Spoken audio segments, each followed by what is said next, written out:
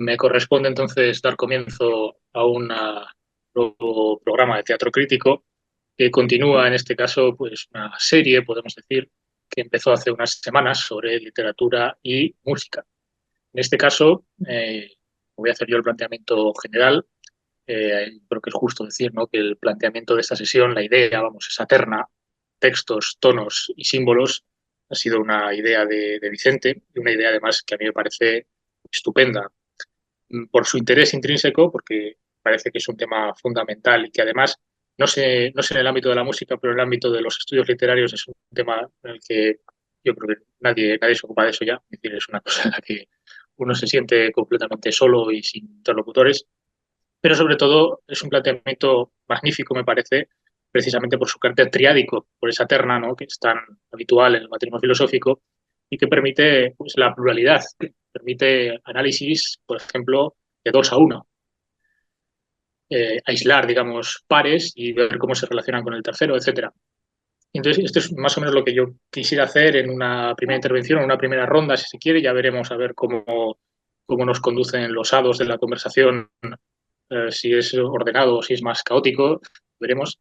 Pero en principio lo que me gustaría a mí hacer es empezar por donde creo que hay que empezar, que es más que por los símbolos, digamos, por los textos y los tonos, y después, a partir de ahí, pasar a los símbolos. Y cuando hablamos de textos y de tonos, al menos en el ámbito de los estudios literarios, bueno, yo creo que realmente en toda la tradición poetológica y retórica clásica, la clase de los textos y la clase de los tonos, si los vemos artificiosamente como clases, cuando intersectan, dan lugar a una, vamos a llamarla así de momento, disciplina, una categoría, que es lo que tradicionalmente se ha denominado como prosodia, los estudios de prosodia. Ahora, explicar qué es la prosodia y ver qué es la prosodia requiere ciertas matizaciones, porque no se puede simplemente abrir el diccionario y ver lo que dice sobre la prosodia y ya está. La prosodia requiere algunas explicaciones más finas, yo creo. Para empezar, hablar de prosodia, no siempre se ha hablado de prosodia, eso es lo fundamental. Prosodia es una palabra griega, pero no siempre se ha hablado de prosodia en singular. Yo creo que esto es lo primero que habría que decir. No es lo mismo la prosodia que las prosodias. En griego clásico, en el periodo antiguo, se hablaba de prosodias en plural, refiriéndose por prosodias a los fenómenos prosódicos, a los propios fenómenos prosódicos. Cuando ya se articula, digamos, la prosodia como un campo de estudio, como una disciplina en el sentido moderno, que es como se entiende hoy, como aparece en los diccionarios, es a partir del siglo XV, con el humanismo, etcétera. Aquí se da además un proceso que es interesantísimo y que el propio Bueno lo trata, no con el ejemplo de la prosodia, pero vale para el caso. Por ejemplo, pues estoy recordando en textos como qué es la bioética o en la teoría del cierre, en textos nosiológicos, habla sobre un proceso que él denomina, si no recuerdo mal, si cito de memoria, que es la inversión del momento ontológico y el momento nosiológico. Inversión del momento nosiológico al ontológico. Por ejemplo, los ejemplos que pone Bueno se ven rápidamente. La geografía, por ejemplo, es una disciplina, una categoría, si se quiere. Cuando se dice en singular la geografía, es una disciplina en sentido nosiológico. Ahora, muchas veces también se utiliza en plural las geografías. Entonces se da una inversión ontológica, se habla de la geografía de España, o de la geografía de Francia, o de la geografía de la península de Yucatán. Lo mismo, otro ejemplo que pone Bueno, pasa con la anatomía. La anatomía en singular es una disciplina nosiológica, en principio, que se ocupa pues de la anatomía, pero cuando hablamos de anatomía de fulano de tal, anatomía de Vicente, la anatomía de tal y de cual, entonces estamos dándole un sesgo, digamos, un cariz más ontológico a algo que es, en principio, una disciplina nosiológica. Pues bien, con la prosodia ha ocurrido históricamente algo muy similar, puesto que prosodia es una disciplina, en principio, en singular, es una disciplina que se ocupa de los fenómenos prosódicos, pero históricamente se ha hablado de prosodias, en plural, prosodias, para referirse a los mismos fenómenos prosódicos, ¿no? ¿Y cuáles son estos fenómenos? Bueno, pues hay muchos, hay varios, ¿no? Y además, a lo largo de la historia se han ido sumando. ¿No? La prosodia tampoco se ha quedado digamos, en los preceptos clásicos. Pero hay una prosodia, digamos, que es la prosodia por antonomasia, que es el acento. De hecho, si se ve la propia, digamos, la propia hechura de las palabras, prosodia en griego es pros, el prefijo pros, que es cerca de o lo que está junto a, y ode, la palabra ode, que es de donde viene oda, y otros compuestos como monodia, salmodia, etcétera. Ode significa canto, simplemente. Es decir, pros ode es lo que está cerca del canto. Esto los romanos lo vertieron al latín de la forma más literal que se puede. cogiendo el prefijo az, lo que está junto a, y cogiendo la palabra cantus, lo que está junto al canto, la prosode, es el ac cantus, lo que está hacia el canto o junto al canto o cerca del canto. Y de ese compuesto, az cantus, viene accentus, la palabra latina clásica accentus, que no es ni más ni menos que nuestro acento. Entonces, la palabra acento, el concepto de acento, es ni más ni menos que el concepto de prosodia griega. Es lo mismo. Lo mismo hasta cierto punto porque realmente los griegos, para significar lo que nosotros llamamos acento o lo que los latinos llamarán accentus, utilizaban otra palabra también muy cercana, que es la palabra tonos. Tonos. Tonos en griego es algo así como tensión o intensidad, aunque luego se ha resignificado y por eso en español, aunque es un poco abusar del lenguaje, en fin, luego ya veremos esto un poco. En español, cuando se habla de sílabas acentuadas, se les llama sílabas tónicas.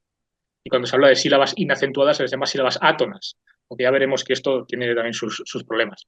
Bueno, entonces, la prosodia por antonomasia, el fenómeno prosódico por antonomasia, en el mundo antiguo y desde siempre, es el acento, el accentus, lo que está junto al canto o cerca del canto. Ahora, esto es decir mucho, pero es decir poco también porque acentos hay muchos, de muchos tipos, además. En griego clásico, sin ir más lejos, que es cuando se configura toda esta doctrina, el acento es de tres tipos. Recordemos que el griego clásico tiene un acento tonal, es lo que se llama el sistema politónico del griego clásico, que por cierto en el griego moderno ya no existe. El sistema del griego moderno, como el de las lenguas modernas en general, de las lenguas romances, es monotónico. Bien, pues en el sistema politónico del griego clásico hay tres tipos de acentos. El acento agudo, que es el que nosotros conocemos, se representa ortográficamente mediante la tilde hacia la derecha. El acento grave, que nosotros no lo tenemos, pero sí lo tienen, por ejemplo, los franceses, ¿no? Es la tilde, pero en sentido inverso.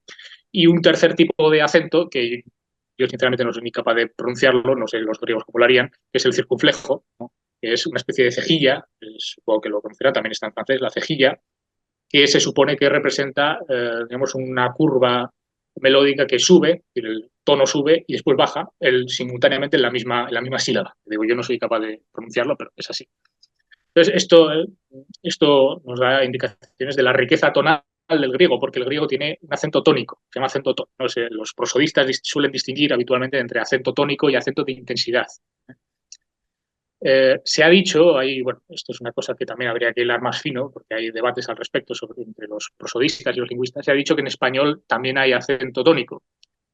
Yo creo, sin embargo, que no. Me remito aquí bueno, hay varios autores que se han dedicado a esto. El más importante quizás es Tomás Navarro Tomás, es el gran metricista y gran prosodista español del siglo XX. Me lo he traído aquí a Portugal conmigo para estudiármelo bien. Pues Tomás Navarro Tomás es uno de los que dicen, y es más o menos el consenso entre los lingüistas y los prosodistas españoles, que en español no hay acento tonal, sino que lo que hay es acento de intensidad. Es decir, que las sílabas acentuadas lo que hacen es, de alguna manera, eh, subir ligeramente la intensidad de la pronunciación en esa sílaba acentuada, pero no hay propiamente tonos. Otra cosa es que cuando se sube la intensidad haya de alguna manera una cierta elevación del tono, pero que haya una cierta elevación del tono, que es cierto, no quiere decir que haya tonos, propiamente dicho, ¿no?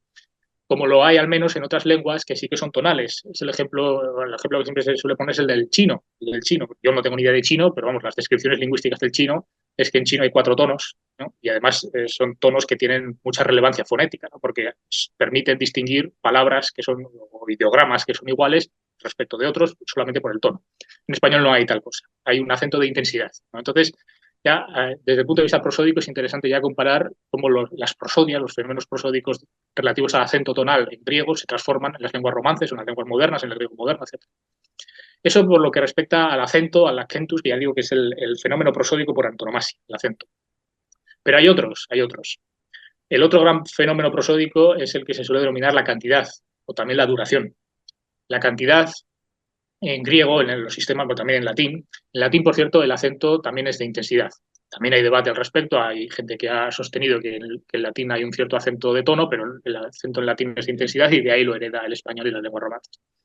Pues bien, en latín, sin embargo, sí que se preserva la cantidad silábica, ¿no?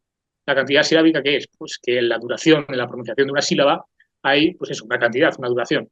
Esto es así siempre, necesariamente, porque las sílabas duran en el tiempo. Es decir, no puedes pronunciar una sílaba fuera del tiempo, evidentemente. Ahora, cuando hablamos de cantidad silábica en los sistemas que se llaman cuantitativos clásicos, nos referimos a una duración muy especial porque es una duración proporcional que se suele medir en una unidad de medida que se llaman moras, las moras. Una sílaba larga, de cantidad larga, tiene dos moras, es decir, dos duraciones, dos unidades. Y una sílaba breve tiene una sola mora. Es decir, que es una proporción de 2 a 1. En las lenguas romances hay duración, hay cantidad silábica, naturalmente que la hay. Y ahí están todos los prosodistas y los fonólogos que se dedican a contarlo, ¿no? Navarro Tomás tiene mucho al respecto, mucho escrito al respecto. Pero esa duración no es proporcional, ese es el asunto. Es decir, evidentemente tú tardas más, esto ya lo comentamos en el otro teatro crítico, tú evidentemente tardas más en pronunciar un diptongo o un triptongo que en pronunciar una sílaba que consta de una sola letra. Pero sin embargo esa duración, digamos, no tiene esa proporcionalidad sistemática que se tenía en los sistemas cuantitativos clásicos, y es por eso que en la lengua romance se prefiere hablar de sistemas cualitativos, en los que la duración o la cantidad se mide no tanto digamos, por las moras silábicas, sino que se mide por la cantidad de sílabas, por el número de sílabas. Entonces, por eso hablamos de la métrica romance, hablamos pues eso, de decasílabos cuando tiene 11 sílabas, de octosílabos cuando tiene 8, etc. Es decir, la duración se mide de otra manera, pero hay duración en otro sentido distinto. Ese, como digo, es el otro gran fenómeno prosódico clásico, y luego hay un tercer fenómeno prosódico que es el que en griego clásico se llamaba el espíritu.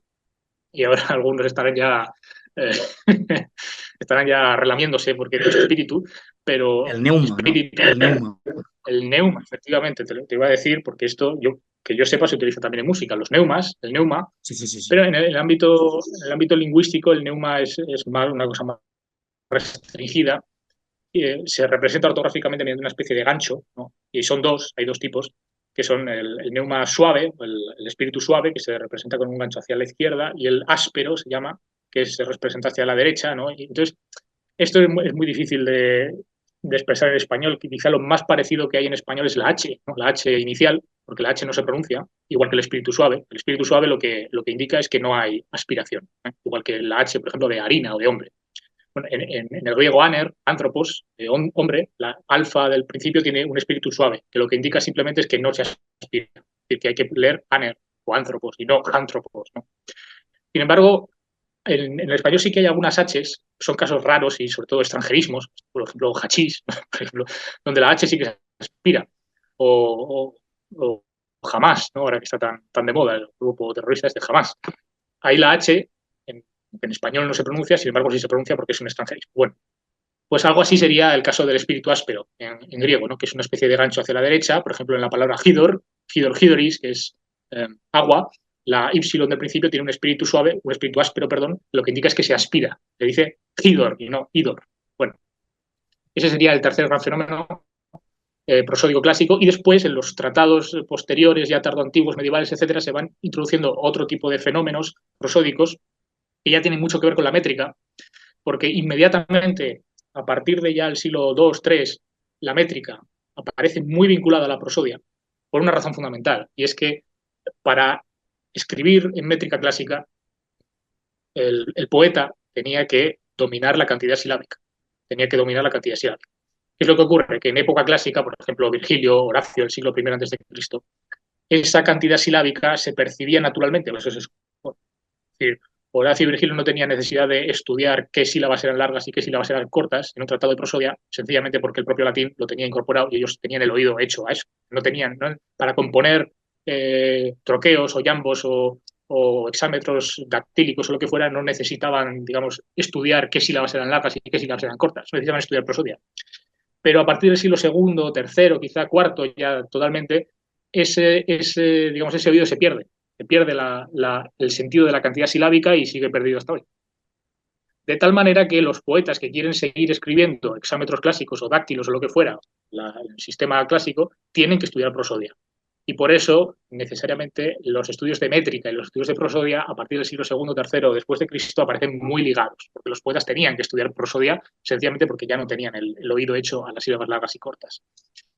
Entonces, es fundamental entender, yo creo, digamos, esta vinculación bueno, se ha escrito mucho, se podría apuntar mucho. Esto es digamos, un esbozo general que hago basándome en una persona que también ha estudiado mucho estos temas, que lo hemos hablado alguna vez, Vicente, profesor de la Universidad de Granada, que es Jesús Luque, que tiene un libro muy bueno que se titula Hablar y cantar, el lenguaje y la música, donde hace un repaso de todas las teorías clásicas sobre estos temas, ¿no?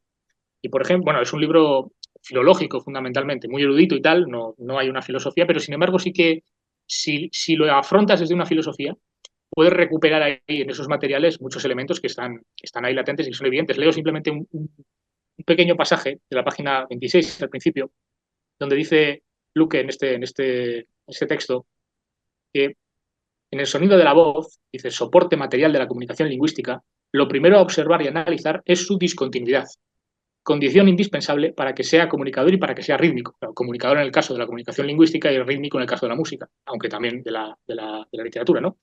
Y cita un pasaje de Cicerón, también muy conocido, el de Oratore, que se ha citado muchas veces cuando se habla de prosodia, donde Cicerón dice numerus autem in continuitate nullus est. Es decir, no hay número, no hay ritmo en la continuidad. Traduce Luque. El ritmo, sin embargo, en la continuidad no hay ninguno.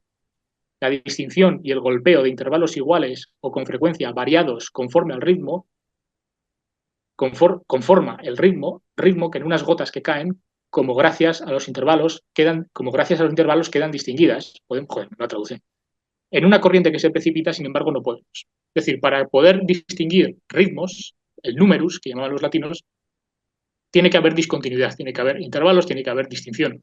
En la continuidad, en ese torrente que se precipita, no podemos percibir ritmo, tiene que haber discontinuidad. Entonces, la discontinuidad entre los fenómenos prosódicos es un rasgo fundamental y que de nuevo nos remite a ese momento ontológico del que hablaba yo antes, ¿no? Por eso me parece importante que el momento ontológico sea, digamos, subraye la pluralidad, las prosodias, frente al momento nosológico que subraya la prosodia en sí. Y, bueno, habría que decir mucho más, pero te daré paso, Vicente, no sin antes remarcar una coordinación que a mí se me ocurre viendo todos estos temas y también escuchando algunas cosas que te he escuchado yo en una reciente lección que tienes sobre cine Valladolid, que me parece estupenda, donde eh, tratas de, bueno, hablas sobre los ejes de la música y tratas de hacer una coordinación con ejes en el cine, advirtiendo que no es lo mismo la inseparabilidad de los ejes en música que la separabilidad en los ejes en cine, que es un criterio muy potente. Pues bien, viendo estos fenómenos prosódicos, estas prosodias clásicas y viendo cómo funcionan en la literatura, se me ocurre a mí, a ver qué te parece, Vicente, una coordinación hasta cierto punto, no en todo, pero no en todo punto, pero sí hasta cierto punto una coordinación con los ejes de la música. ¿Por qué? Porque la duración, el fenómeno prosódico que he mencionado de la duración de la cantidad silábica, que después se convierte en los metros, en el endecasílabo, etcétera, tiene mucho que ver, o por no decir que está perfectamente coordinado, con el eje de las X, la duración. El fenómeno está en el núcleo de la música, indudablemente. Y el fenómeno que es el prosódico por antonomasia, el acento, ¿no? o el tonos en griego, es perfectamente coordinable, a mi juicio, con el eje de las I, de la Y, ¿no? Las alturas. En el eje de las zetas, yo no me atrevería a hacer coordinaciones. No encuentro yo una coordinación tan clara en el eje de las zetas. No sé si a ti se te ocurre, yo no haría coordinación ahí, pero en fin, me parece que ya es suficiente coordinación encontrar esos dos ejes, el eje de las duraciones y el eje de las alturas, también en la literatura. Pero en la literatura, en cierto modo, porque cuidado, cuando estamos hablando de prosodia, nos referimos, no exclusivamente, claro, pero fundamentalmente a figuras del plano no del eje, sino del plano autogórico, la prosodia. Entonces, ¿qué es lo que ocurre? Pues que en el momento en que introducimos ya otros planos que son disociables, pero que también son inseparables en la obra literaria, es decir, porque evidentemente tú puedes hacer prosodia con la obra literaria, pero no puedes no desplegar también un plano literal y un plano alegórico. Es imposible. Plano simbólico, si se quiere. Salvo ejemplos, casos límites rarísimos, ¿no? Estoy pensando, hay una composición muy famosa de Vicente Huidobro, que es un poeta chileno, se suelen llamar gitanjáforas, que son poemas que no tienen sentido. Son poemas simplemente donde se unen sílabas porque suenan bien, ¿no? El canto séptimo de Altazor de Vicente Huidobro pues son simplemente palabras que suenan bien y ya está. Pero al margen de ese tipo de experimentos vanguardistas, vamos a llamarlos así, no puede haber en una obra literaria prosodia, es decir, fenómenos estilísticos, prosódicos, métricos en el plano autogórico, sin haber también y simultáneamente e inseparablemente un plano literal y un plano alegórico. ¿Qué es lo que ocurre? Pues que cuando metes el plano, no cuando lo metes, sino simplemente cuando lo constatas, cuando lo analizas, cuando analizas el plano literal y alegórico junto con el autogórico, entonces ya creo que esa coordinación con los ejes de la música, que está cuando disociamos el plano prosódico autogórico, se desvanece, en cierto modo, hasta cierto punto se desvanece. ¿Por qué? Porque el plano literal de la música tiene que ver más bien con otro tipo de estructuras, notológicas, etcétera, mientras que en el caso de la literatura pues puede haber narraciones, puede haber personajes, puede haber otro tipo de fenómenos que ya son, yo creo, hasta cierto punto completamente distintos, completamente ajenos al campo de la música. Entonces, lo que ocurre aquí, en cierto modo, es algo muy parecido, me viene a la cabeza, a lo que decía Bueno cuando hablaba del cierre categorial de la lingüística, o más bien de la imposibilidad del cierre categorial de la lingüística. Porque lo que decía Bueno es que efectivamente las construcciones más rigurosamente científicas en lingüística, que vienen sobre todo del plano, digamos, estructural, el estructuralismo lingüístico, proceden de tomarse al pie de la letra la gran tesis de Saussure, que es que el signo lingüístico tiene dos planos y que esos planos están arbitrariamente, no hay conexión natural entre ellos, es decir, el cartilismo, sino el hermogenismo, es decir, que es la conexión entre significante y significado es arbitraria y por lo tanto se puede aislar el significante. Es lo interesante. Porque lo que hacen todos los estructuralistas, y este es el significado nosiológico de ese principio de Saussure, es precisamente aislar el significante para poder operar con él y ahí es donde obtienen resultados alfa operatorios. ¿Por qué? Pues porque cuando aíslas el significante al margen del significado, puedes aislar unidades, puedes aislar fonemas, puedes ver cómo esos fonemas se articulan, cuál es su sistematicidad, etcétera, etcétera, y hasta los morfemas.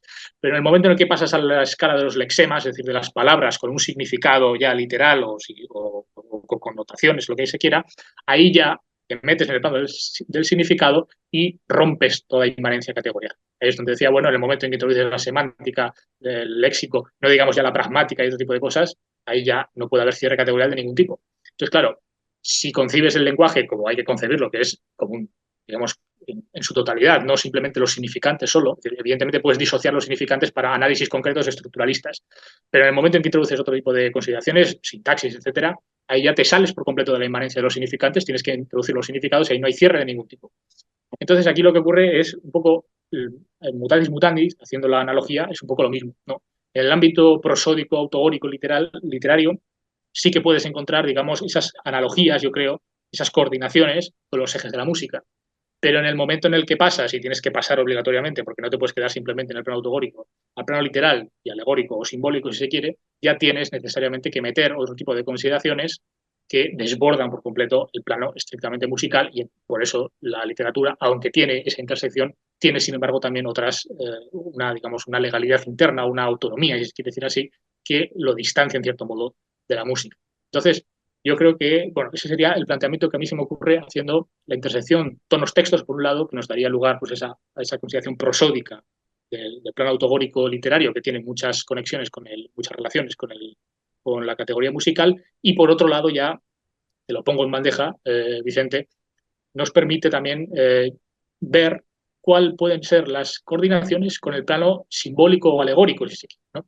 Porque, claro, en el momento en el que se hacen este tipo de coordinaciones entre música y literatura, no he hablado antes de la salmodia, de la monodia, de la oda, etcétera, ya ahí necesariamente en los géneros, al hablar de los géneros o de los subgéneros, tiene que haber algún tipo de consideración alegórica, simbólica, que de alguna manera articule el propio material autogórico, literal o no etológico que estamos manejando, ¿no?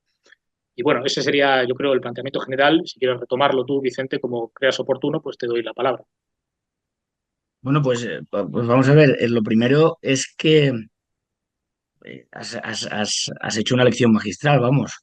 Es increíble que más allá de la propuesta que yo te hice, no hemos hablado de por dónde iríamos y hay que ver la enorme conexión entre lo que yo tenía preparado con lo que tú has dicho, ¿eh? Pero una conexión total. Por tratar de ordenarme un poco, voy a partir del guante que me has echado, ¿no?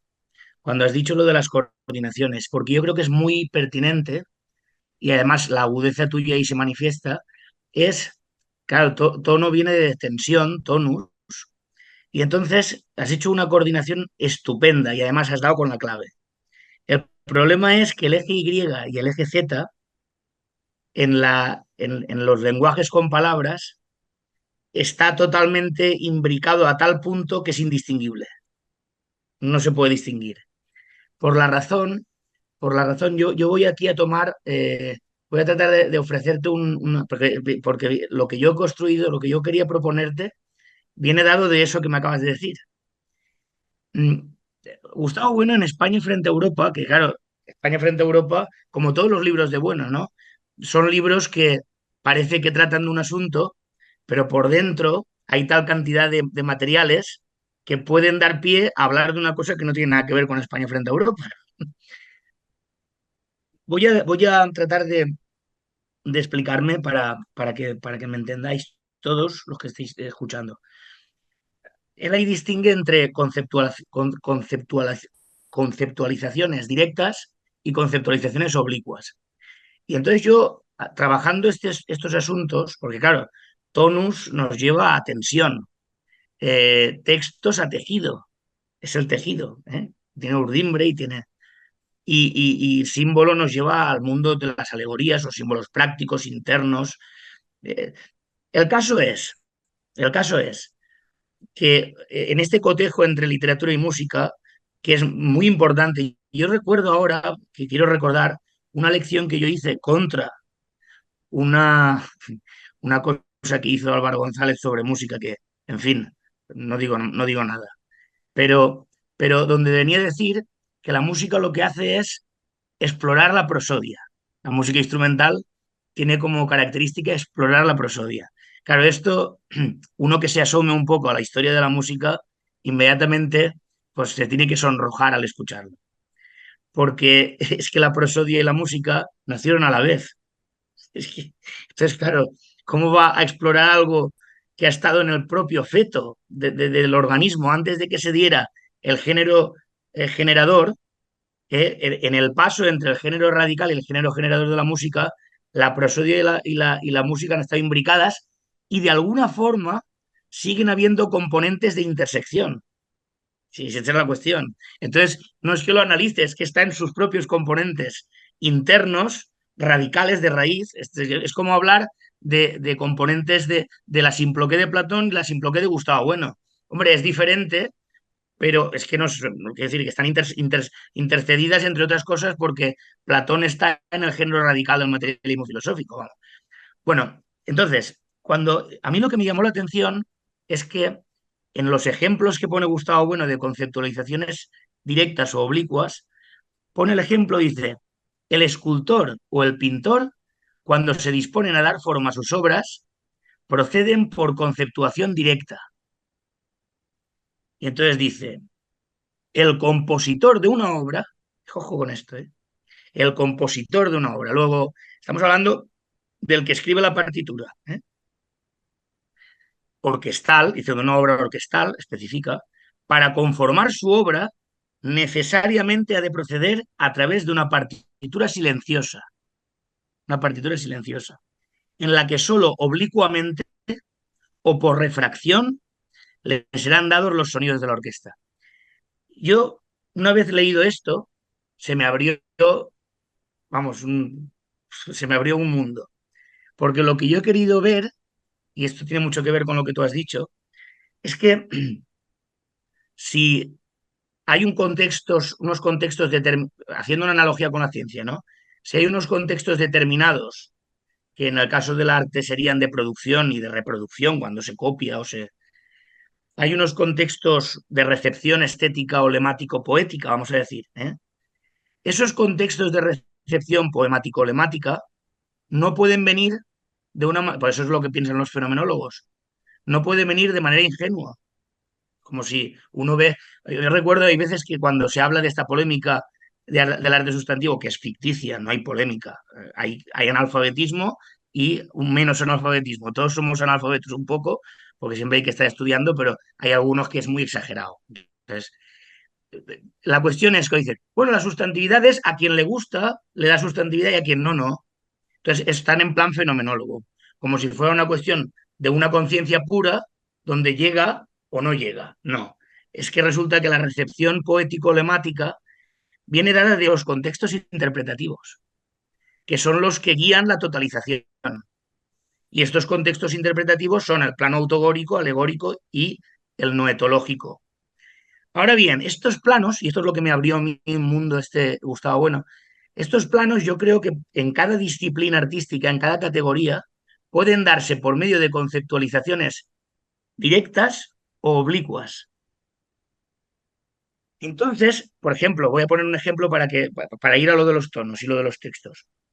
Por ejemplo, si tú entras a una catedral, pues tú ves las columnas y los frontones y los ves en conceptualización interna, porque están ahí. Es decir, el propio concepto de frontón o de columna está ahí. Es decir, es interno a su propia constitución. Ahora, cuando el frontón o la columna está en el plano arquitectónico, ya es oblicuo. Ya es oblicuo. Entonces, la ejecución musical sería directo. Es decir, el plano autogórico es directo. En la arquitectura y de facto es directo, en la pintura es directo, en la escultura es directo, pero en las partituras musicales es oblicuo, en los planos arquitectónicos es oblicuo y en la literatura es oblicuo también. Es oblicuo en tanto y cuanto para estudiar el plano autogórico de la literatura, pues tienes que verlo desde un lenguaje con palabras concreto. Es decir, no existe el lenguaje universal. Entonces, aunque hay características de los significantes, pero es que eso ya, lo que tú acabas de decir, eso ya no es una filosofía del lenguaje abarcante, sino que es reductiva. En el momento que quieres ver el lenguaje en sus planos significado-significante, materias y formas involucradas entre sí, ahí ya tienes que ir a un lenguaje con palabras en concreto. Y entonces tú tienes que ver ya la literatura desde él. El plano autogórico sin ese contexto determinado concreto, no puedes estudiarlo. Porque entonces, si no, ya te vas a la lingüística en un plano de cierre, que no es cierre, y entonces ya estás hipostaseando los significados y ya no estás en el plano autogórico de la literatura. No sé si. Ahora bien, y entonces aquí viene la cuestión. En los conceptos directos del tono musical, el tono, que es tensión, remite en un primer analogado a la tensión de una cuerda. La tensión de una cuerda. Y entonces, en esa tensión de una cuerda, sí que queda disociado el elemento del eje Z. En el tono del habla no queda hipostasiado el eje Z. ¿Por qué? Porque el tono musical es una frecuencia de número de vibraciones por segundo. Y entonces distinguir un la de un mi ya es un intervalo que tiene frecuencias diferentes y que es interno a la propia música, aunque en sus partes materiales es física y matemáticas. En cambio, en el tono de los lenguajes con palabras, el propio tono es una mezcla entre componentes de altura indeterminada con acento, arcantus. Claro, el arcantus ya incluye el eje Z, porque es la articulación del canto.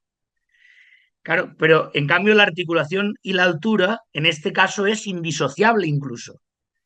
Es indisociable, no se puede disociar, porque entonces ya tendrías que hacer una refracción de mi tono de voz, que eso se hace en la música contemporánea, y empezar a manosear, pero ya te saldrías inmediatamente del lenguaje para empezar a hablar de física.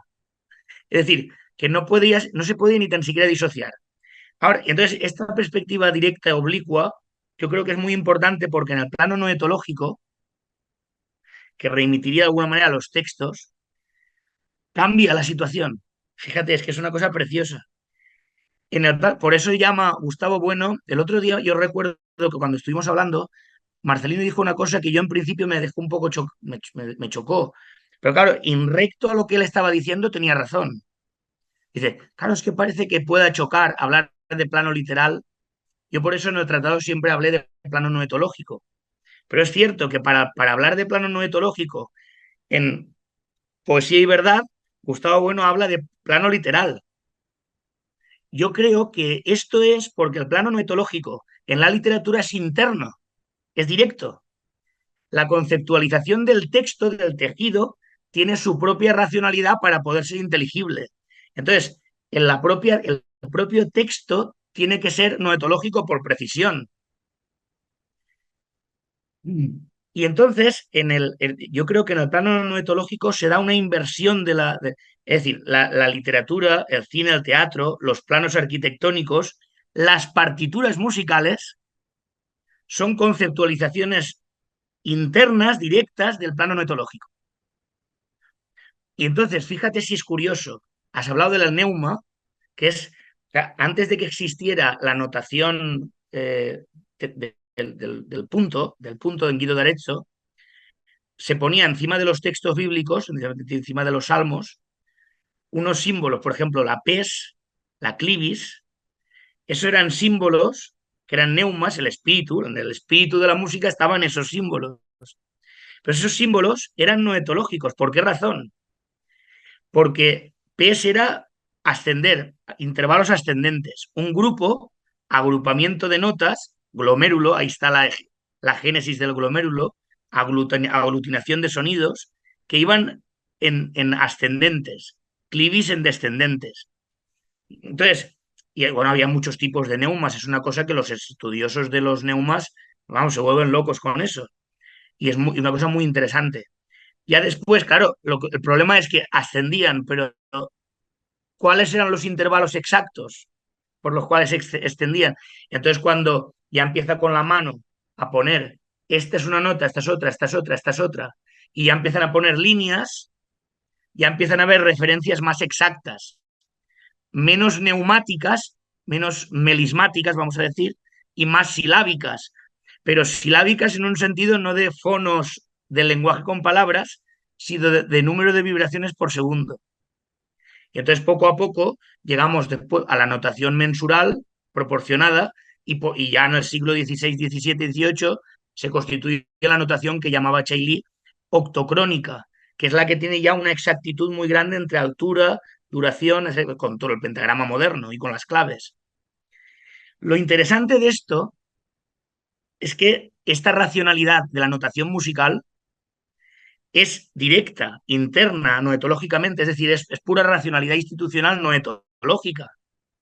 Y entonces la racionalidad noetológica que atribuimos a una interpretación musical es por vía oblicua, es decir, es por vía de la referencia de la partitura, porque sin la referencia de la partitura, la música no hubiera dejado de ser unas manifestaciones, vamos a decir, ciertamente salvajes, de ciertos fonos que precisamente no eran salvajes porque tenían como referencia los signos literarios. Esto es muy, muy importante, muy importante.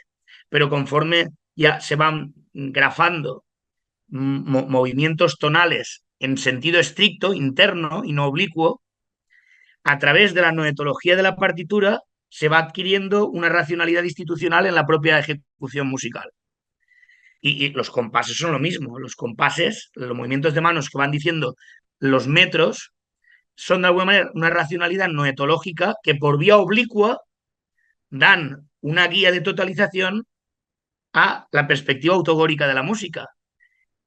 Que la perspectiva autogórica de la música lo tiene que reconocer de manera directa, pero porque tiene la referencia oblicua del plano noetológico de la partitura. Entonces, el plano arquitectónico, la partitura musical y la literatura, el cine, el teatro, su racionalidad es interna su propio, al texto, a la textura, al tejido.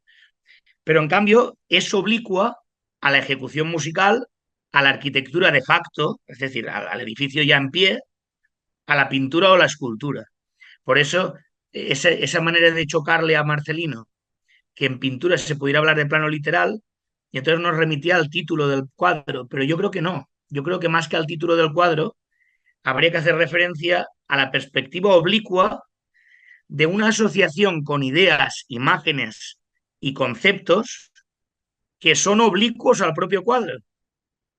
Es decir, cuando yo veo, por ejemplo, cómo ha racionalizado en una técnica pictórica determinada Sorolla la luz mediterránea y el mar y el movimiento de las olas, eso que estoy diciendo yo, el mar y la luz del Mediterráneo, eso es oblicuo a las propias técnicas pictóricas del texto del cuadro, del tejido del cuadro. Y entonces la racionalidad noetológica yo creo que es oblicua, es decir, existe, pero es oblicua a la propia... Y entonces, claro, por ejemplo, en lo que tú estabas diciendo, ¿no? Una poesía,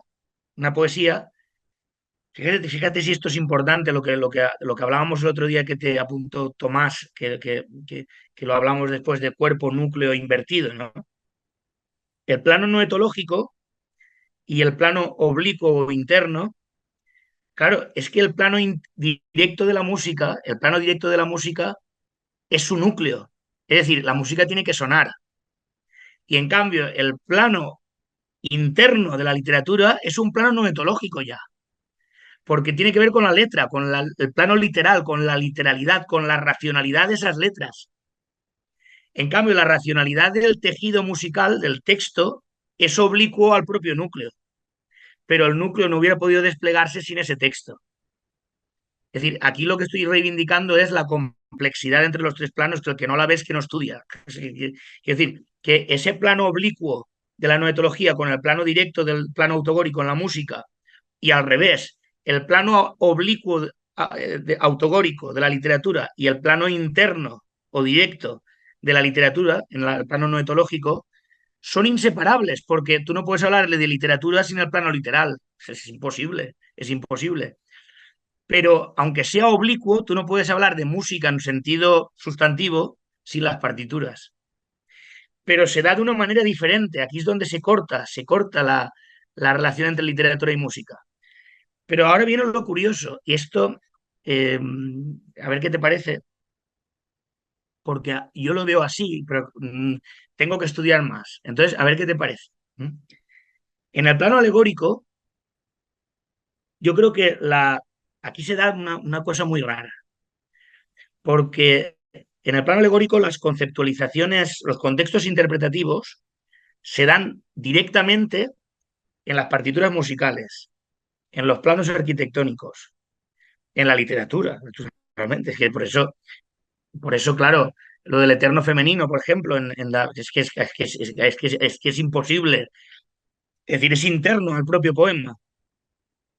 En la partitura igual. Es que en la partitura, fíjate, no hablar de plano alegórico en la partitura sería una insensatez, porque es que te está diciendo, bueno, aquí que es oblicuo. Es decir, que tú cuando escuchas un acorde, el acorde, tú lo que escuchas realmente son hercios, son vibraciones por segundos. Un animalito no escucha un acorde. Es decir, que el símbolo de un más 7, que es séptima de dominante, es un símbolo alegórico, es un símbolo alegórico. Y entonces esa alegoría remite a una practicidad que tenía una morfología, una discursividad, unas relaciones con ideas que están alrededor y han ido conformando ese cifrado, pero eso no está en el sonido. Es decir, la conciencia pura, a mí me gusta, a mí no me gusta, bueno, es que no sé, tú o escuchas la séptima dominante o no, pero si la escuchas o no, es una relación entre lo interno de escuchar directamente la ejecución musical con lo que vamos a ver ahora. Es decir, es directo, la alegoría en la partitura es directa, en los planos arquitectónicos también, en la literatura también, en la pintura también, porque en la pintura tú tienes que ver dentro del cuadro, tienes que ver algo que desborde el cuadro, porque si no el cuadro lo único que pues serían sensaciones de colores inconexos, sería un caos. Es decir, que precisamente el plano alegórico lo que te transporta es que veas morfologías, aunque dicen abstracto. Bueno, abstracto, hay figuras geométricas o hay proporciones de colores, y esa proporción, la palabra proporción, ya no está en el cuadro. Ya es una palabra que no viene del cuadro, viene de fuera. Ahora bien, y esto es lo que me llama la atención y a ver qué piensas. La ejecución, es decir, el primer bloque que yo puse en el Melos, el primer bloque donde estaba eh, el primer bloque donde estaba la literatura, la declamación y todo lo demás. En ese primer bloque, yo creo que el plano alegórico se da de manera oblicua. Y entonces, Fíjate, es curioso, la única disciplina artística donde el plano alegórico se da de manera oblicua es en la declamación poética y en la ejecución musical. Y entonces, esto es lo que hace inteligible lo que mentes perezosas de estudio, que no estudian, pues cuando bueno, enfáticamente se enfrenta al mundo de representaciones de ideas en la música. ¿Por qué? Cuando Platón en las leyes hace ese alegato contra la teatocracia, diciendo que tiene que venir la vara para dar golpes en las manos al que aplaude y opina, ¿qué está diciendo Platón ahí? Está diciendo lo mismo que, bueno, está diciendo que en la perspectiva oblicua puede llevarnos a dos campos. Primer campo, el teatro. Nos puede llevar al teatro, porque el músico está en escena y el músico se puede poner a hacer el payaso ahí arriba de escena, hacer gestos adventicios, hacer impresiones que no tienen, que son gratuitas, pero te puede llevar oblicuamente a la partitura. Es decir, te puede llevar oblicuamente a alegorías teatrales que de alguna manera tampoco es que se puedan exterminar totalmente, sino que tienen que someterse, tienen que estar controladas. Porque si la alegoría de la partitura se destruye y se convierte todo en una alegoría teatral, que es lo que hoy llaman performance, ¿qué ocurre? Que bueno se enciende. Bueno se enciende y se pone a decir que eso ni hablar, en la música ni hablar. Pero este encenderse y este atacar fuertemente esta perspectiva no es tanto atacar el plano alegórico de la música, sino el plano alegórico en un sentido directo o interno, y no en un sentido oblicuo, como si la alegoría estuviera en la propia perspectiva performativa de estar en escena, cuando el estar en escena solo tiene la perspectiva alegórica a través de oblicua del guión, y el guión ya tiene el plano noetológico interno. No sé si me estoy explicando, ¿eh? Pero yo creo que esta perspectiva da a los contextos interpretativos, que son los que guían el contexto de recepción estético, lemático, poético, es decir, lo que sustantiva la obra. Estos contextos, precisamente yo creo que estos tres planos pueden darse por contextos interpretativos directos o oblicuos.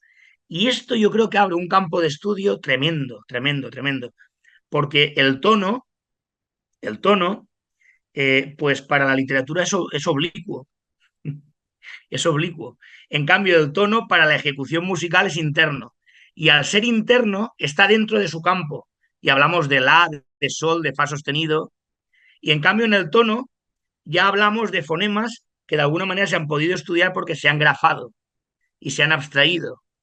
Y no sé si me entiendes un poco el razonamiento. Y entonces, nada, quiero que me digas a ver qué te parece esta perspectiva. ¿Eh? Adelante, adelante, que tengo mucho interés. Es que, vamos a ver, son muchas cosas y la verdad, muy fértiles todas. Lo primero que has dicho sobre que en la literatura el eje Y, el eje de las alturas, y el eje Z, cromatofonismo en música, son indisociables, una perspectiva muy interesante. Y de hecho, me parece, tendría que sopesarlo un poco, pero me parece que estos debates que he mencionado sobre los prosodistas que no se ponen de acuerdo si hay un acento tónico o hay un acento de intensidad en español van por ahí, de cierto modo. Porque el acento tónico es Y y el acento de intensidad sería la propuesta o la intención, al menos, de que existe un eje Z, un Sí, cromatofonismo, sí. pero no consiguen demostrarlo porque efectivamente no lo hay, porque está metido, digamos, está inserto en el eje Y. Entonces, ese debate probablemente se podría replantear desde esa perspectiva interesantísima, sí. Y interesantísimo también lo de la distinción entre concentraciones oblicuas y concentraciones directas en los planos y en las diferentes categorías artísticas. Se me ocurre también el otro día hablamos, a propósito de unas cosas que dice García Calvo sobre la distinción entre métrica y rítmica, ¿no? La distinción entre métrica y rítmica me parece a mí que tiene mucho que ver también con esto de conceptualizaciones directas y oblicuas. De que la métrica es de alguna manera una conceptuación directa del plano autogórico y la rítmica, sin embargo, es una conceptuación oblicua. Porque por un lado la rítmica no puede darse exenta, es decir, porque eso también muchas veces se ha utilizado de una manera puramente ideológica. La distinción métrica-rítmica en los estudios literarios se ha utilizado sobre todo para justificar el llamado verso libre. Lo que se suele llamar verso libre, que evidentemente no es libre porque no hay, como decía León, no hay verso libre para el poeta que quiere hacer un buen trabajo. Pero entonces se suele decir que la métrica, digamos, la poesía tradicional, que está escrita en metros, la poesía métrica, entre comillas, valga la redundancia, pues eso, se fundamenta en la métrica, mientras que la poesía en verso libre, aunque no tiene métrica, sí que tiene rítmico, sí que tiene ritmo o rítmica, ¿no? Entonces se hace esa separación que evidentemente no puede ser una separación tajante. Hay una distinción, pero no puede haber una separación, porque toda rítmica se da a través de una métrica. Si no hay una métrica de alguna manera que lo soporte, no puede haber luego una rítmica. Entonces, cuando hablamos de métrica, contar sílabas, simplemente leer sílabas o declamar sílabas, eso es una concepción directa. Ahora, reproducir o reconstruir el ritmo que hay en esa tira fónica, ¿no? En esos metros, pues es ya una cosa que requiere otro tipo de procedimientos que son ya oblicuos. De hecho, recuerdo hace poco a una persona que decía por ahí, reivindicando precisamente esto de los versos libres, nada, un poetastro de estos que se mueven por redes sociales, decía, yo escribo en verso libre, pero soy muy inteligente porque soy capaz de cazar en decasílabos de oído. Escucho a alguien en el supermercado decir una cosa y digo, coño, eso es un endecasílabo. Entonces, pero eso es mezclar precisamente esos dos tipos de conceptuaciones, porque un endecasílabo, en principio, es un fenómeno visual, gráfico, es decir, tú puedes contar sílabas. Ahora, el ritmo endecasilábico es otra cosa distinta, eso es lo que decía Agustín Eso García es, eso Calvo, es. que dados una determinada serie de patrones, un metro que no cumple tajantemente con las 11 sílabas métricas puede, sin embargo, sonar como un endecasílabo, ¿no? Entonces, y aquí también hay, por cierto, que lo dice Navarro Tomás en este manual, cuando habla de la medida del verso, distingue entre dos tipos de ritmos, el ritmo que él llama gramatical o prosódico y el ritmo acentual, ¿no? Entonces, a propósito de un fenómeno que yo no sé si en música se utiliza, no sé, es la anacrusis. No sé si la anacrusis se Hombre, utiliza. Sí, bueno, pues a propósito de ese fenómeno, hace una distinción muy interesante Navarro Tomás y cita un decasílabo muy conocido de Becker, conocerás, que es del salón en el ángulo oscuro, ¿no? Del salón en el ángulo oscuro, el famoso poema este del arpa y tal. Bueno, pues ese verso del salón en el ángulo oscuro, si se lee desde un punto de vista puramente gramatical o prosódico, tiene un ritmo que, de acuerdo con la métrica clásica cuantitativa, sería anapéstico. Son anapestos. Del salón, breve, breve, larga, o inacentuada, o átona, átona, tónica, en el eso sería breve, breve, larga, ángulo oscuro, hay una sin el efa, ángulo oscuro, es decir, es breve, breve, larga, del salón en el ángulo oscuro, ¿no? Breve, breve, larga, son anapestos. Ahora, si tenemos en cuenta el fenómeno de la anacrusis, ¿qué es el fenómeno de la anacrusis? Que es que desde el punto de vista rítmico, el, el, el, el ritmo solamente se puede medir a partir de la primera sílaba marcada rítmicamente, que es la tercera en este caso. Es decir, la sílaba lon, del salón, habría que empezar por la tercera.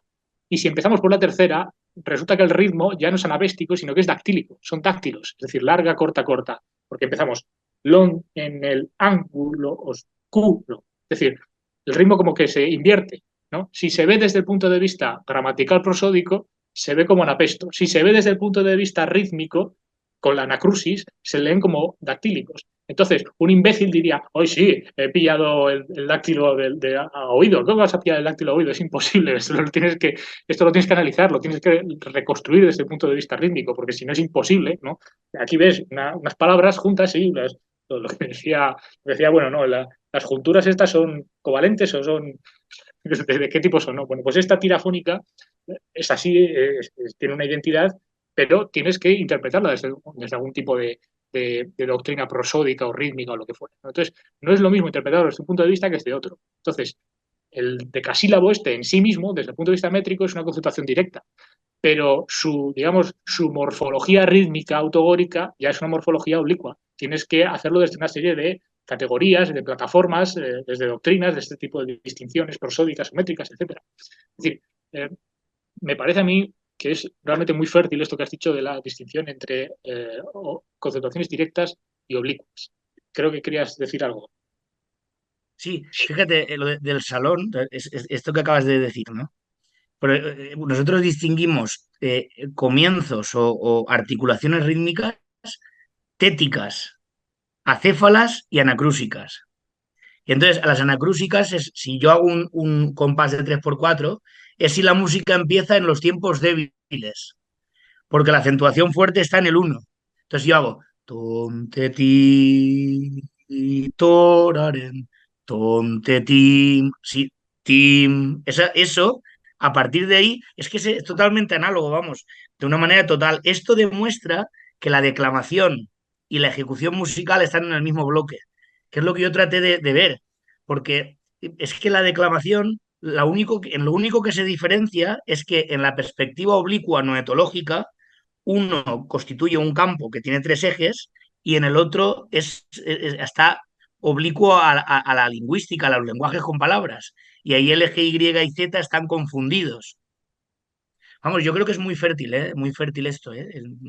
Esto da pie a muchísimos estudios porque te demuestra que estos tres planos precisamente están complexionados, pero que en la complexión se da, por decirlo de alguna manera, ¿no?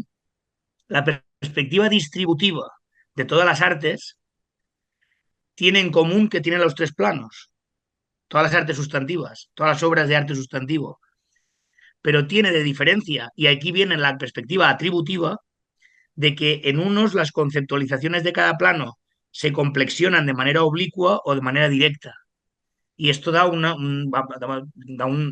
permite también poner mucho freno a perspectivas pues, reduccionistas como los que... Mira, es que es una cosa tremenda. Estoy leyendo ahora, pues por estar al día, ¿no? Lo que ha publicado Ortiz de Urbina de Por amor al arte, que llama Nosiología Fenomenológica. Bueno, es que son las mismas tesis que Álvaro González, ¿eh? Las mismas tesis que Luis Carlos, las mismas, son las mismas. Dichas de otro modo, y con todas las modulaciones que uno quiera. Pero por ejemplo, la manía de decir que el arte surge en el siglo XVIII. Y por ejemplo, afirmar que el arte musical viene cuando se produce un corte radical con el lenguaje. Esto es que es un tópicos, son cosas manidas, cosas que se dicen en todos los lados, como si viniera un momento que hubiera un corte, pero un corte radical, donde cuando se da el corte, y ese corte además se ha dado siempre, porque tú me contarás a mí, cuando tú dices, cuando estás diciendo y estás haciendo un montón de melismas, ¿dónde queda ahí el lenguaje? Es decir, el melisma tiene que ver ya con neumas de alturas que están disociadas de la intensidad. Y esto en el lenguaje no se da. La intensidad y la altura están muy confundidas. Por eso, en el fonos del lenguaje, la altura tonal en sentido estricto es indeterminada. Y en cambio, el tono musical en sentido estricto tiene 440 vibraciones por segundo, por ejemplo, una nota determinada, el la. Es decir, que esta es la diferencia y esto es lo que hace que la música ya sea sustantiva cuando está históricamente mezclada con la liturgia. Cuando ponen Kyrie eleison y unas melodías son distintas a otras, ¿por qué son distintas si sigue diciéndose Kyrie eleison? Son distintas porque la sustantividad musical es distinta. Es una cosa tan evidente. Entonces, el corte, más que corte, tiene que ver con una maduración en las fases evolutivas de la música. Es decir, estar en la tercera fase de la polimodalidad cromática no es lo mismo que estar en los modos antiguos. Los modos antiguos están muy cimentados, la extensión está muy cimentado con la relación intrínseca con el texto del lenguaje con palabras, pero ya hay sustantividad musical ahí. Y en la catedral, pues puso decir, una catedral, o es que cuando hacían un frontón estaban santiguándose. Vamos a ver, hay una disociación entre los planos, porque si no los hubiera las catedrales se hubieran caído de golpe. Es decir, si cuando están haciendo el frontón están pensando en la hipóstasis de la carne o la transustancialización, pues la columna no estaría. Es decir, son una perspectiva infantil de como una especie de buscar líneas históricas donde venga el advenimiento del Espíritu Santo, el nacimiento de Cristo. En el siglo XVIII viene el nacimiento de la ciencia. Entonces, bueno, como ciencia y Cristo es la C, nos vale igual.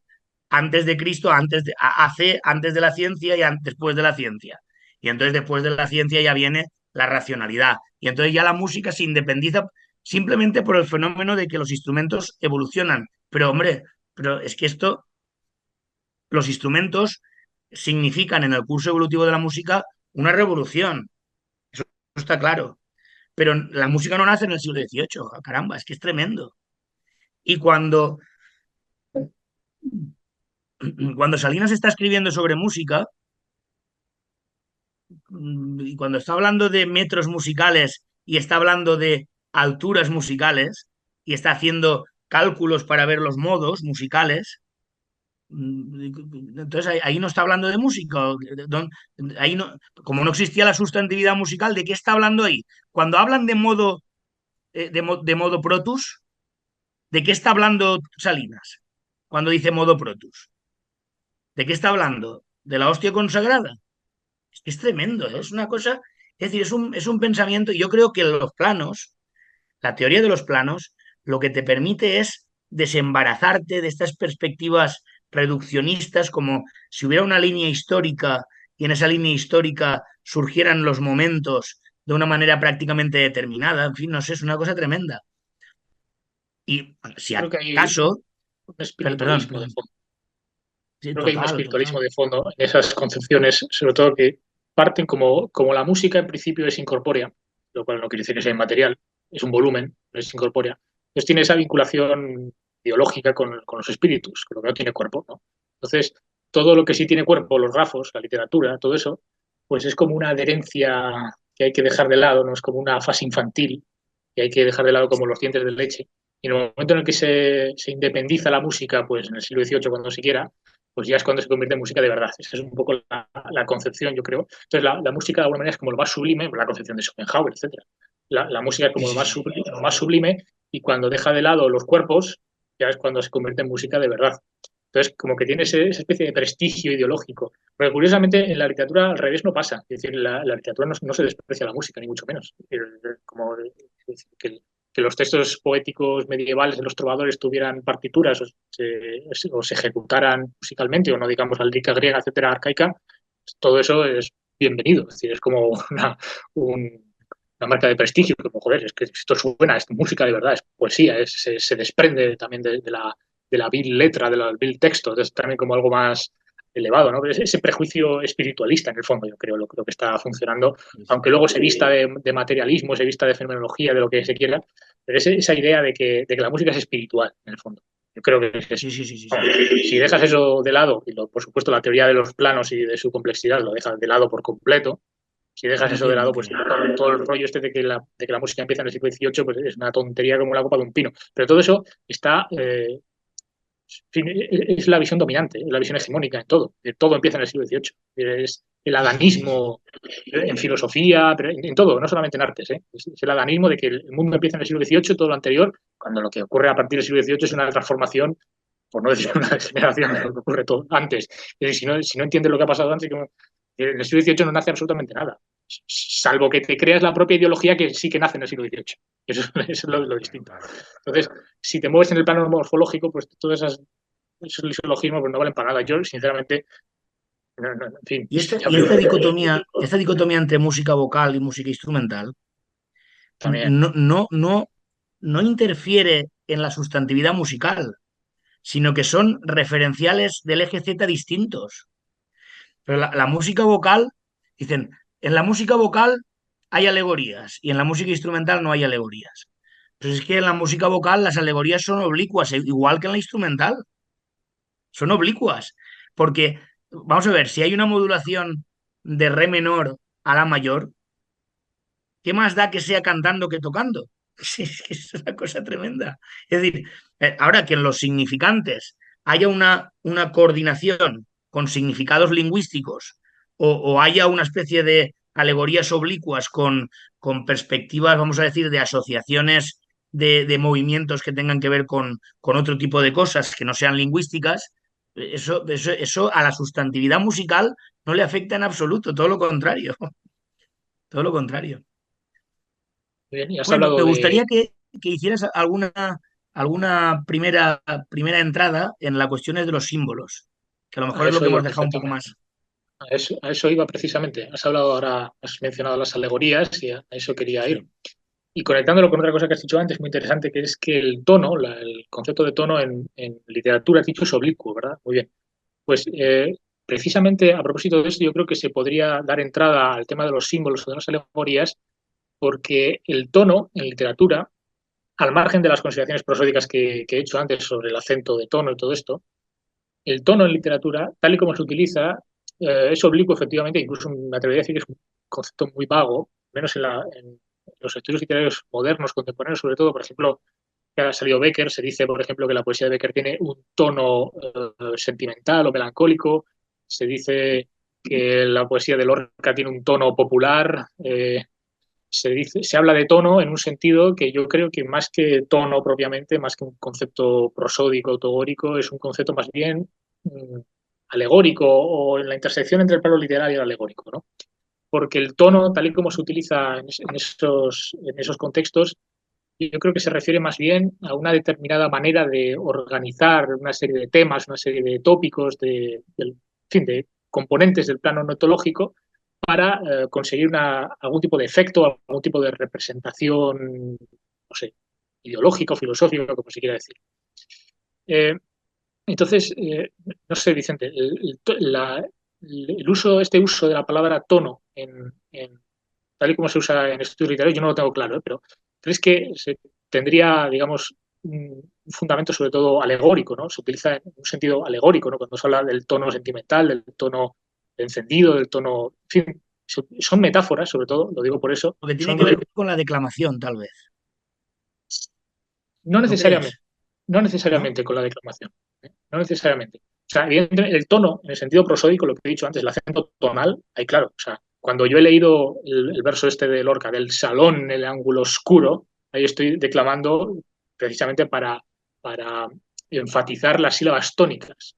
Pero cuando se habla del tono sentimental de la poesía de Becker o de Lorca, o del tono, no sé, del tono desengañado de la poesía de Cernuda o de Gil de Viedma, ese tono ahí tiene otro sentido completamente distinto, parece a mí. Mm. Porque tono ahí tiene ya una visión más alegórica, ¿no? Pero lo que está diciendo es, la producción poética de Cernuda tiene este tono desengañado del exiliado que ¿No tal. crees, no crees que eso venga de una analogía de atribución con las tonalidades musicales? Por ejemplo, la tonalidad menor es sentimental, la tonalidad mayor es alegre, la tonalidad cromática es dramática, la tonalidad...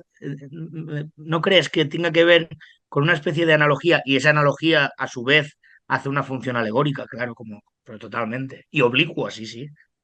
A eso me refería exactamente. Es decir, que es un concepto que en principio proviene del ámbito prosódico autogórico, pero que tal y como se utiliza normalmente tiene más bien una función que, mediante analogía, si se quiere, por metáforas a veces muy vagas, a veces muy difíciles de apresar, sin embargo tiene, digamos, una connotación simbólica, alegórica, yo creo, tal y como se utiliza Sí, el sí, tono. sí, sí. Parece. Sí, sí, sí, sí, totalmente, totalmente. ¿Y dónde pondrías aquí lo de los símbolos? Me gustaría que nombraras lo de los símbolos internos.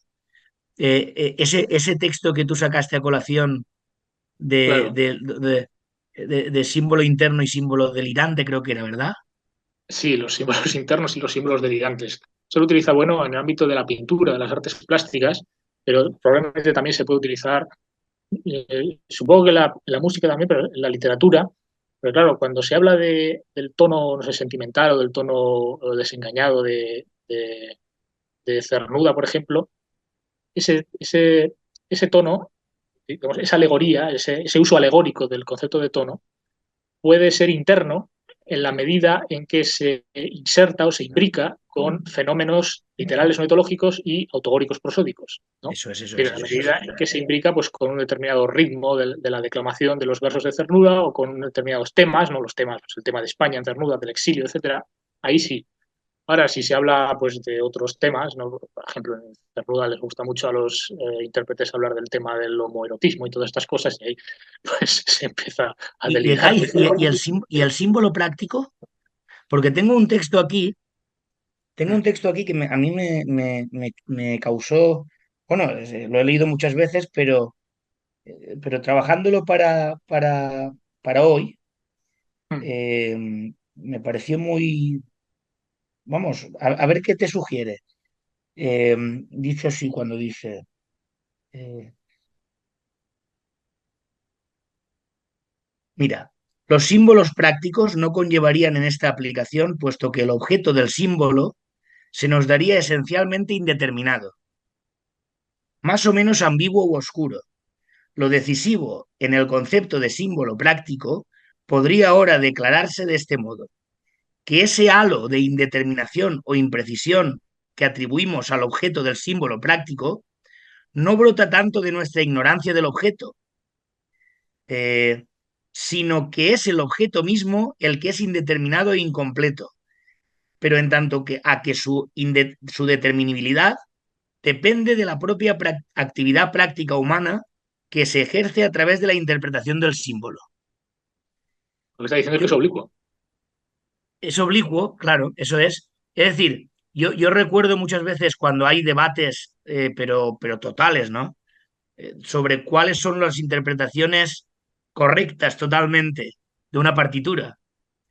Y yo creo que ahí se puede reinterpretar con lo que acabo de leer de Bueno, esa frase de Mahler, que se puede interpretar de muchas maneras, pero que desde este texto se aclara, que cuando dice, en una partitura está escrito todo menos lo esencial. Yo creo que ahí habría que corregir a Mahler y decir, en una partitura está escrito todo menos lo nuclear, que es el volumen tridimensional que necesita ya de que la música suene. Y entonces en ese objeto no hay una indeterminación. Y la indeterminación, pese a quien pese, es una de las características ontológicas de la materia ontológico general. Justamente la indeterminación. Que no quiere decir que la interpretación del símbolo sea arbitraria. Cuidado, no puede ser arbitraria. Pero lo que pasa es que hay muchos tramos en ese objeto que son ambiguos y son indeterminados.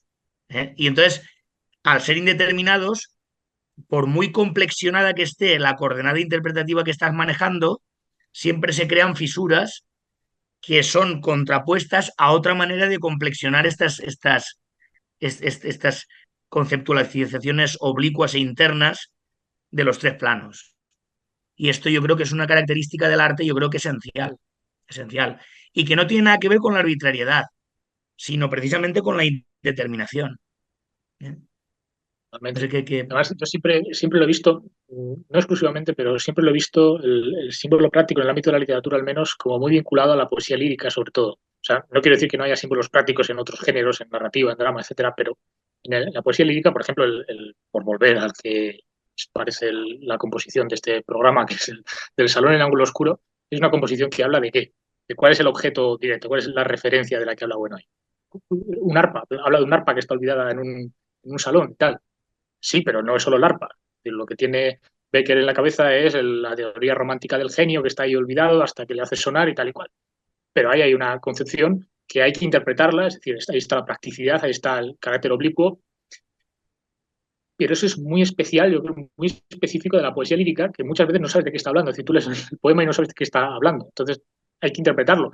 Lo que pasa es que la interpretación, como dices, no puede ser arbitraria, sino que tiene que estar trabada al propio texto, al texto literal, a la estructura noitológica, pero también al texto en el sentido autogórico, a las propias, eso, al ritmo anapéstico o dístico o dactílico en este caso, o como fuera. Entonces, y esa vaguedad de la que yo hablaba antes, del concepto de tono, tal y como se utiliza en los estudios literarios, tiene mucho que ver también con esa indeterminación constitutiva del símbolo del que habla Bueno en ese texto que has leído. O sea, a mí me parece, yo siempre he reivindicado la idea del símbolo práctico, y muy especialmente en el ámbito de la poesía lírica me parece que explica muchas cosas. ¿no? Lo que pasa es que siempre teniendo esa precaución de que bueno, también hay gente que me lo ha preguntado, pero si lo sustantivo está en el plano de la interpretación, entonces cuantas más interpretaciones mejor. Es decir, hay que dedicarse a producir interpretaciones, aunque sean disparatadas, ridículas, arbitrarias. No, evidentemente no.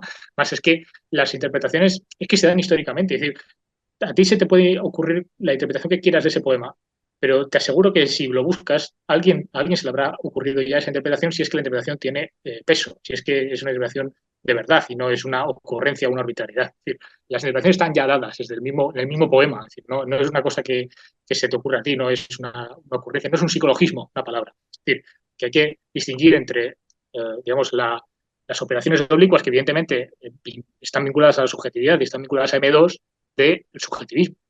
No es lo mismo esas operaciones subjetivas que necesariamente tiene que hacer el intérprete, porque ahí no hay segregación del sujeto posible, que, digamos, esa practicidad del símbolo que obliga necesariamente a una interpretación, pero no a cualquier tipo de interpretación, sino a una interpretación trabada con el texto. Y bueno, eso es lo que se me ocurriría de momento. Y esa es la diferencia, yo creo, entre estética y filosofía del arte, que son inseparables, pero que el momento de estético, que sería justamente el contexto de recepción estética o lemática, no puede medir de manera ingenua, sino que tiene que venir de contextos determinados de producción y de reproducción y de contextos de interpretación muy rigurosos.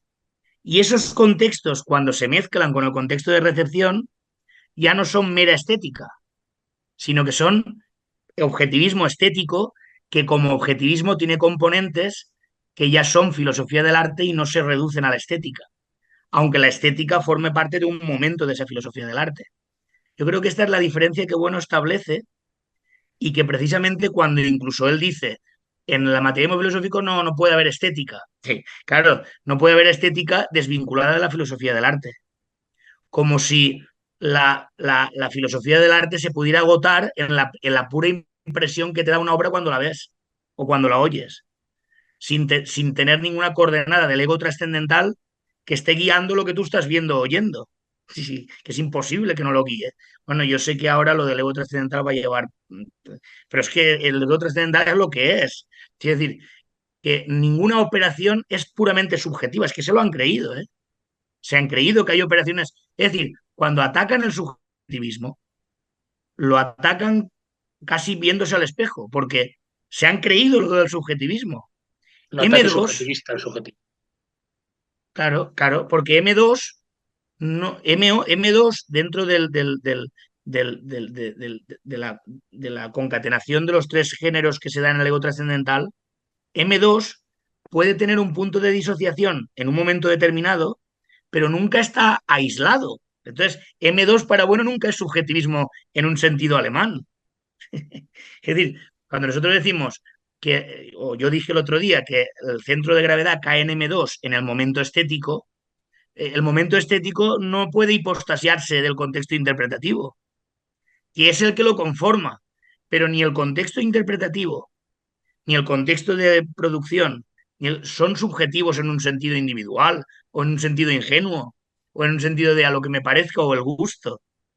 Justamente ahí está la diferencia entre el materialismo filosófico y otros idealismos y otros materialismos. Y otros materialismos. Bueno, pues yo creo que hemos tocado muchas cosas, Caiz? Y creo Sí. que ha sido muy fructífero. Te doy, a ver, la última intervención, si te parece. No, bueno, pues que efectivamente vamos a hacer una coda ontológica, ¿no? Como creo que procede, ¿no? Eso es, eso Porque es. yo he venido en mis intervenciones subrayando un poco sutilmente el tema de la discontinuidad, ¿no? Con lo que dice eso de la cita esa de Cicerón que he leído en traducción macarrónica, de que solamente puede haber ritmos si hay discontinuidad. He subrayado que las prosodias, ¿no? En el sentido clásico del término, son plurales, es decir, que son discontinuas, son múltiples. No, has dicho antes lo de Álvaro González. Yo, la verdad, no sé qué dice Álvaro González al respecto, no me interesa. Cuando dice que la música explora la prosodia, pues habría que preguntar qué prosodia, porque hay muchas. La prosodia es una disciplina, un principio que se inventaron los humanistas para analizar los fenómenos prosódicos, pero las prosodias son múltiples y en cada categoría son distintas, y etcétera, etcétera. El asunto es que si nos ponemos en plan lisológico podemos decir lo que queramos. Y eso es lo que se hace en la universidad, básicamente. Vas a un congreso, sueltas tu rollo, en plan autista, cada uno suelta su rollo, nadie se entera de nada, no hay dialéctica, no hay nada, ya está. Pero porque estás en un plano puramente general, isológico, y ya está. Ahora, en el momento en que te pones en el plano morfológico, las cosas se complican, vamos, de una manera impresionante. Entonces, eso, pluralidad y discontinuidad de prosodias. Dentro de las propias prosodias, pluralidad y discontinuidad a su vez, porque no es lo mismo, por ejemplo, el acento, el tono, que la cantidad silábica, la duración. Son cosas distintas en las que hay una discontinuidad. Pero es que dentro mismo de los acentos hay diferentes tipos de acento, el tonal, el de intensidad. Dentro del acento tonal no es lo mismo el acento grave, agudo, circunflejo, los 4 acentos chinos, etcétera, etcétera. Es decir, hay una pluralidad de fenómenos que es completamente irreductible los unos a los otros. Entonces, en el momento en el que te pones bueno, y luego la distinción esta que he mencionado antes de Navarro Tomás, ¿no? Que es los versos, un mismo verso, una misma estructura métrica, ¿no? Conceptuada directamente. Sin embargo, desde el punto de vista oblicuo se puede interpretar de diferentes maneras. Se puede interpretar pues desde el punto de vista de los acentos rítmicos o de los acentos prosódicos, pero no tiene por qué coincidir el acento rítmico con el acento prosódico. Por ejemplo, por el fenómeno de anacrusis, por ejemplo. O, en fin, o muchos otros ejemplos. Cuando te pones a ver cualquier estudio fino, filológico o crítico literario, por ejemplo, estoy pensando en un trabajo clásico de Lázaro Carreter sobre el verso de arte menor castellano, sobre el que analiza sobre todo versos de Juan de Mena y de otros del siglo XV. Es impresionante porque te das cuenta de que el propio Lázaro Carreter muchas veces tiene problemas para identificar un octosílabo. Dice, bueno, esto es un octosílabo, puede ser un eneasílabo, esto claro, se puede computar con sinalefa, se puede computar con dialefa, con hiato, es que no es lo mismo. Entonces, hay discontinuidades internas a la En propia el análisis métrica. musical pasa lo mismo, lo mismo, lo mismo. Es que es eso, es decir, en fin, hay ejemplos a punta pala sobre esto. Pues, y claro, un análisis verdaderamente fino de una obra literaria tiene que pasar por ahí, tiene que pasar por esas discontinuidades. Entonces, esta terna, digamos, estas intersecciones que dan entre textos, tonos y símbolos, pues necesariamente nos ponen delante de realidades que son plurales y discontinuas y que por lo tanto son irreductibles las unas a las otras, al menos si se hace un análisis, ya digo, fino, morfológico. No si hablas en general, bueno, la prosodia, ya está, a punto y aparte. Muy bien. Pero si te metes verdaderamente en la prosodia de un texto concreto o de un verso concreto, te das cuenta de que hay ese tipo de fenómenos y esos fenómenos, y no otra cosa, es M. Ya está. No, Claro. no es ninguna otra cosa. Es decir, es la constatación dentro de morfologías mundanas, como puede ser un verso simplemente, de que hay una pluralidad discontinua, inagotable, indeterminada, irreductible de fenómenos que están ahí y tienes que contar con ellos y enriquecen, cargan positivamente desde el punto de vista ontológico las propias morfologías que analizas. Y eso, pues a uno le Totalmente. parecerá metafísica, pero me parece la cosa más común, más prosaica y más vulgar, si me permites, que puede haber, al menos en el análisis literario y artístico y en general, ¿no? Porque esto, ya digo, Sí, sí, insisto, sí. no es una cosa específica de un verso de Becker, ni de la literatura, ni de nada de todo esto. Esto es la cosa más rutinaria que puede haber. No es apelar a los ángeles, apelar a Dios, ni nada de todo eso, sino apelar a la materia. A la materia, el Claro. concepto fundamental, yo creo, del materialismo, ¿no? Digo yo. Y nada, esta sería la coda ontología que te propongo. Pues me parece tan acertada que yo simplemente digo que la suscribo. Así que si quieres lo dejamos aquí y emplazamos a futuros asuntos que está lleno y que seguiremos tocando. Muy bien. Pues nada, un abrazo y Muchísimas gracias, Caiz, ¿eh? Muchísimas gracias a ti. gracias.